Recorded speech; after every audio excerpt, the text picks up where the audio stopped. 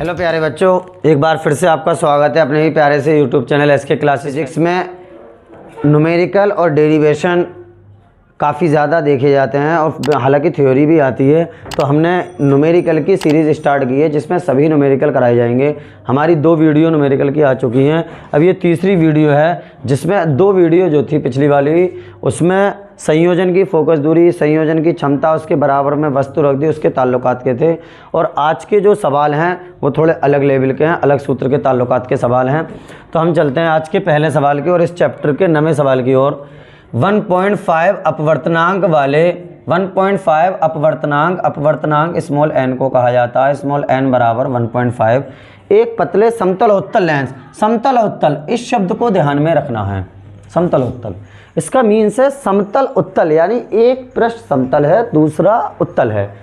तो समतल पृष्ठ जो होता है उसकी वक्रता त्रिज्या अनंत होती है और उत्तल पृष्ठ जो होता है उसकी वक्रता त्रिज्या जो दे रखी होगी वो होती है। हमें ज्ञात जो करना हो ये दे रखी हो। तो समतल उत्तल जैसे ही शब्द दिख जाए, समतल उत्तल शब्द दिखते ही फौरन R2 का मान हमेशा इन्फिनिटी हो जाता है, क्योंकि जो समतल पृष्ठ होता है उसकी वक्रता त्रिज्या कितनी होती है? इन्फिनिटी होती है। कि फोकस दूरी f को कहा जाता है, f बराबर 20 सेमी।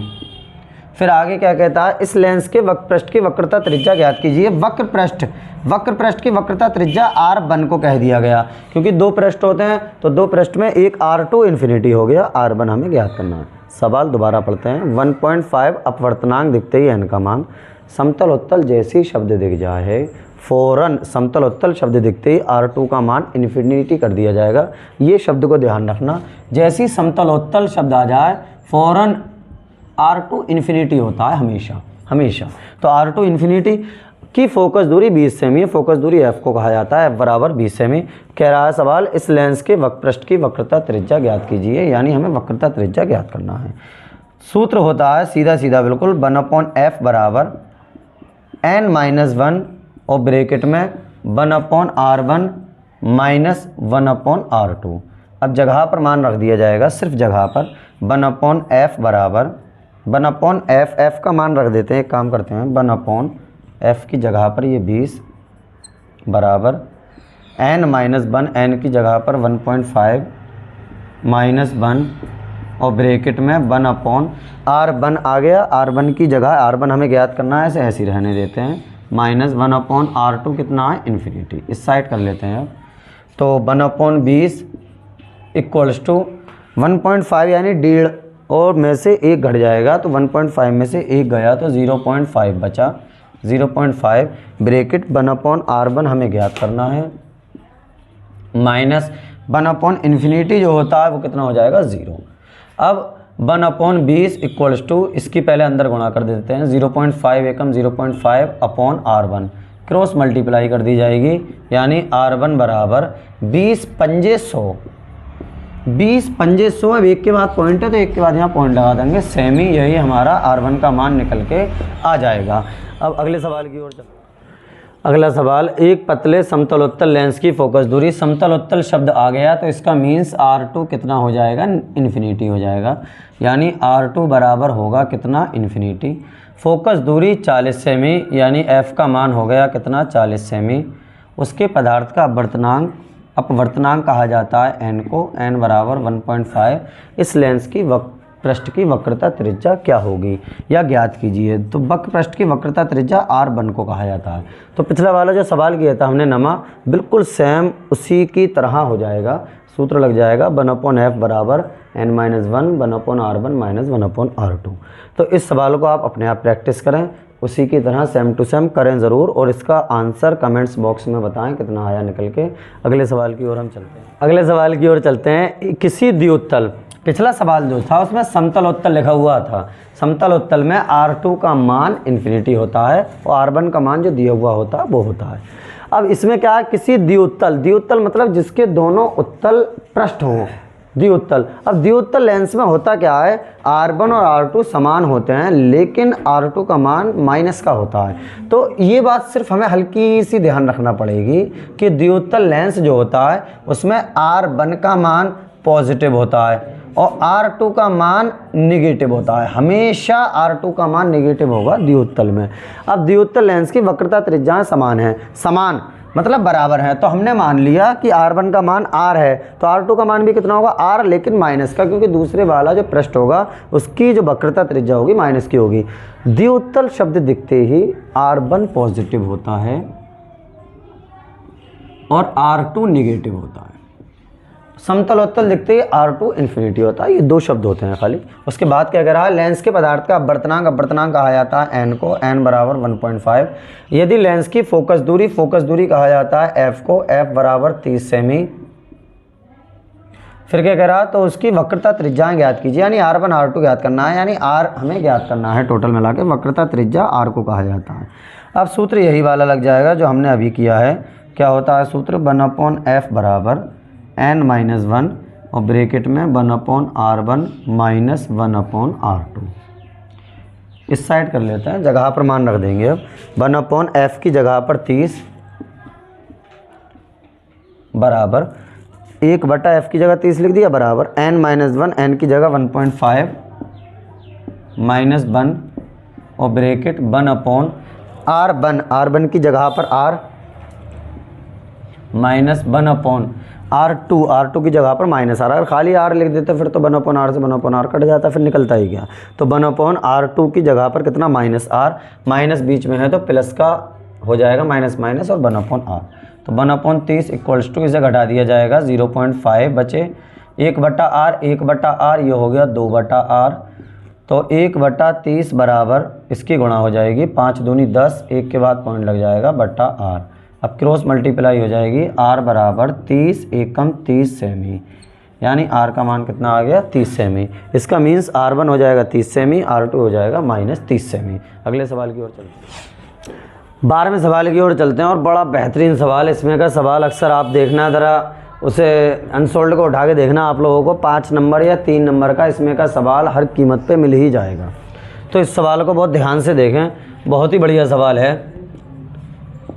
1.5 अपवर्तनांक वाले कांच से बने 1.5 अपवर्तनांक वाले कांच से बने एक लेंस की वायु में फोकस दूरी 50 सेमी है। यानी मान लो ये लेंस और ये कांच से बना हुआ है। अब ये किसी के कांटेक्ट में नहीं है। जब किसी के कांटेक्ट में नहीं है तो किसके कांटेक्ट में है, वायु के कांटेक्ट में।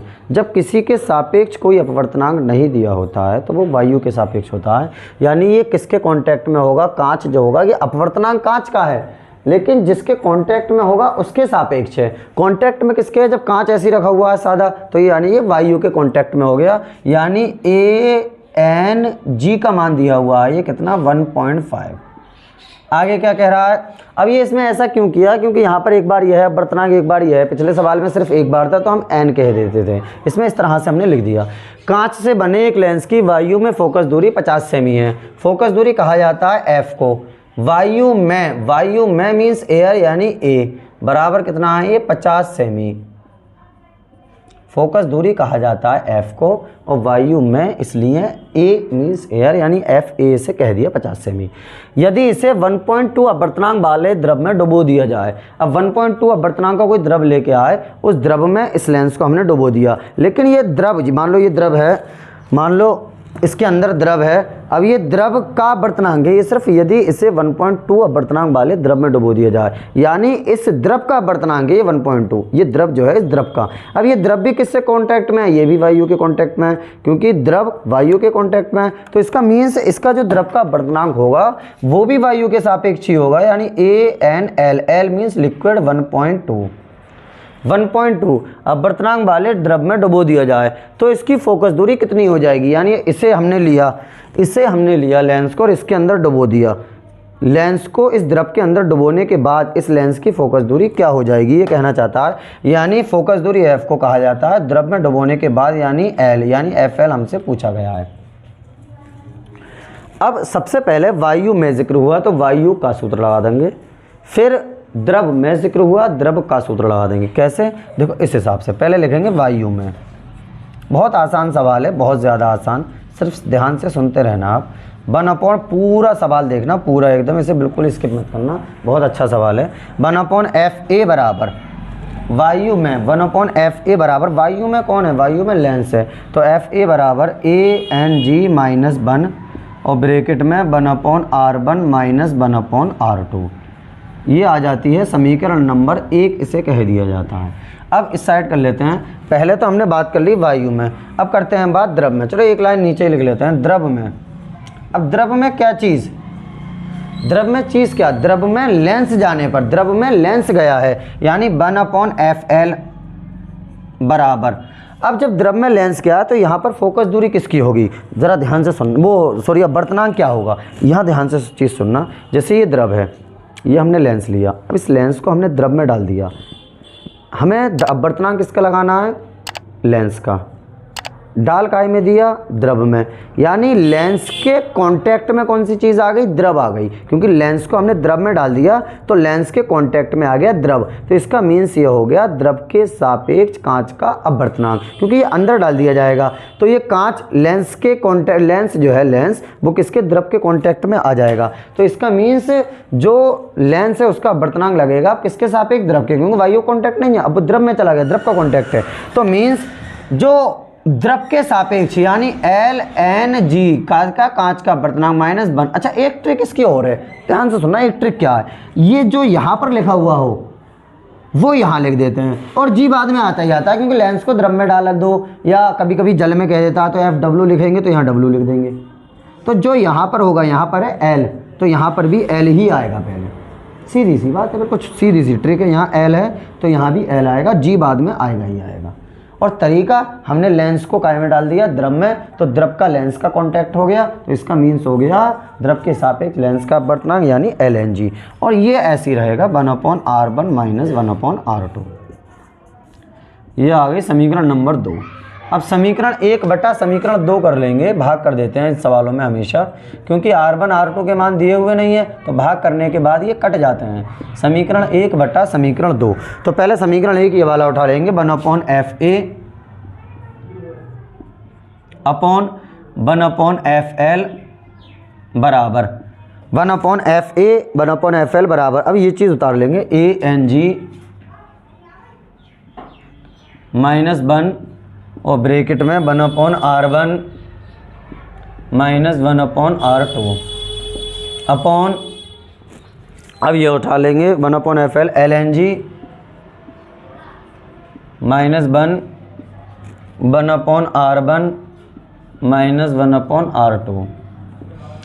अब ये कट जाएगा, 1/R1 माइनस 1/R2 ये आपस में कैंसिल आउट हो जाएंगे। और FL जो बस कुछ भी नहीं किया गया है, पहले हमने वायु में लिख के ये लाइन लिख दी, सेम सूत्र, द्रव में लिख के ये लाइन लिख दी, यहाँ पर LNG लिख दिया गया, बस बाकी सेम लिख दिया। अब समीकरण 1 बटा समीकरण 2, तो ये लिख दिया बटा ये लिख दिया बराबर ये लिख दिया बटा ये लिख दिया, बस। उसके बाद ये कैंसिल आउट हो गया। FL जो है वो चौथे बटों में है, वो कूद के ऊपर पहुँच जाएगा, FL बटा FA बराबर ANG। अब इसका मान भी रख देते हैं ANG, या फिर ऐसे लिख देते हैं पहले ANG minus 1 upon LNG minus 1, जो बचा वो हमने लिख दिया। अब जगह पर मान रख दिया जाएगा, FL हमें ज्ञात करना है, FL ऐसे ही लिख देंगे। बहुत ही अच्छा सवाल है ये, आप अनसोल्ड उठा के देखना, इसमें के सवाल आपको ज़रूर मिलेंगे देखने को, ज़रूर। तो इसे बहुत ध्यान से करना।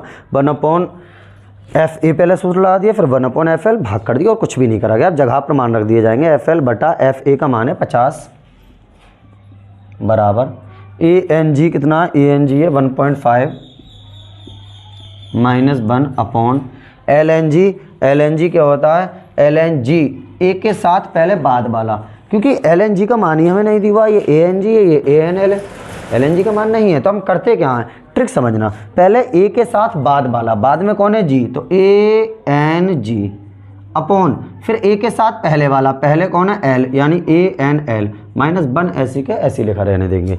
तो FL अपॉन 50 बराबर, इसमें से घटा देंगे 0.5 बचेगा ये, अपॉन ANG का मान रख देंगे कितना है 1.5 अपॉन छोटा सा अपॉन ये ANL का मान रख देंगे कितना है 1.2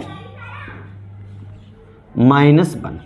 ये पॉइंट से पॉइंट कट जाएगा, कैलकुलेशन थोड़ा ध्यान से सुनना, पॉइंट से पॉइंट कट जाएगा, इसके नीचे एक मानकर LCM ले लिया जाएगा। इस साइड कर लेते हैं, इधर की साइड, FL अपॉन 30